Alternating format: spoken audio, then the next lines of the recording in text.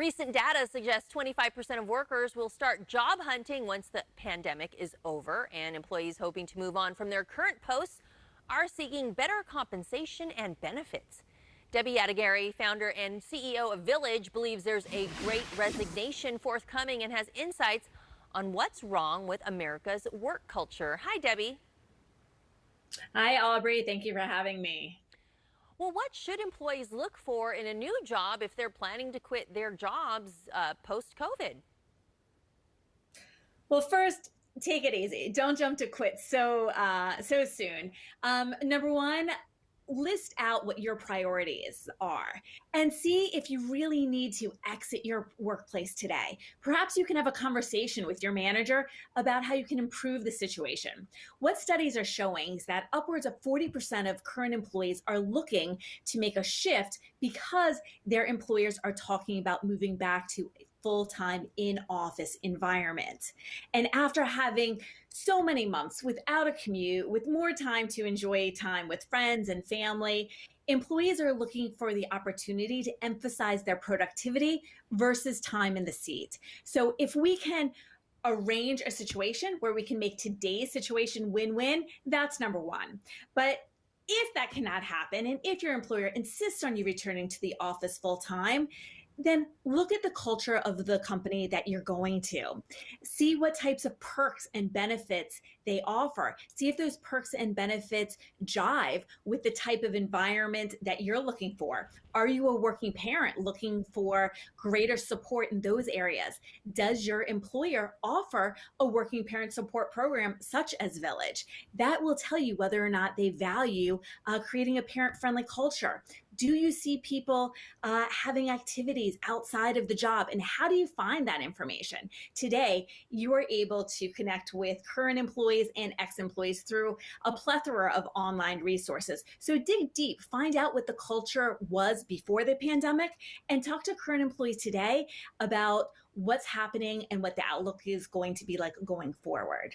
But it's important to dig in. Yeah, no, I mean, I've definitely heard a lot of people say, I've been remote and I don't want to go back. And a lot of places are shifting to like, hey, you don't have to come back. But I can see how people that maybe are being asked to come back are like, I don't know if I want to do that at this point. So what are Right. some of the things that employers can do differently to maybe better incentivize their employees to actually stay, to retain the staff?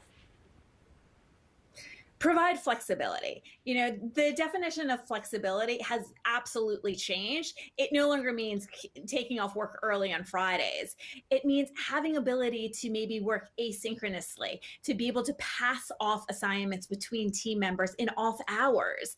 If you don't have to be at work between the hours of 1 and 3, or in the office between 1 and 3, and that can be the time that you go train for your marathon, or you're able to put in some time volunteering at your kid's school, that too can make it a win-win situation.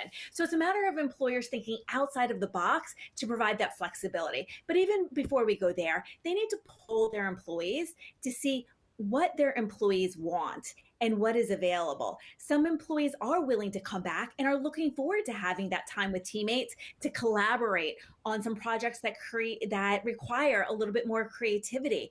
Can there be a once a week bonding session, but everything else is done asynchronously from home, from the beach, from a hammock in, Costa Rica, wherever it may be? That sounds nice.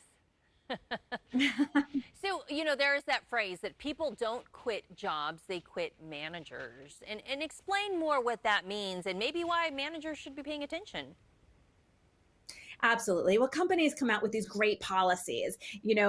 For instance, a lot of companies will say that they have unlimited PTO time. But if you have that manager who never takes a vacation themselves and is going to, raise an eyebrow anytime you ask for a day off, you're not going to feel comfortable leaning into that policy. So companies need to train managers on how to be the best managers that they can be. And when they do that, they're going to close the gap and create a culture where culture actually meets policy. And that's a good thing because the policy is the thing that's being advertised to employees and what they're looking for. And then sometimes it becomes a little bit of a boss lottery, depending on how your manager feels and what your manager says will have an outcome on your happiness at work.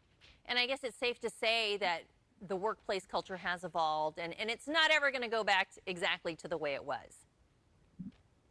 Absolutely. I don't think any of us can return to what was. As we move forward, we're going to be looking to redefine what the next normal is for sure. All right, Debbie Attagary with Village. And if you want more on her tips to keeping employees happy, why don't you visit village.com.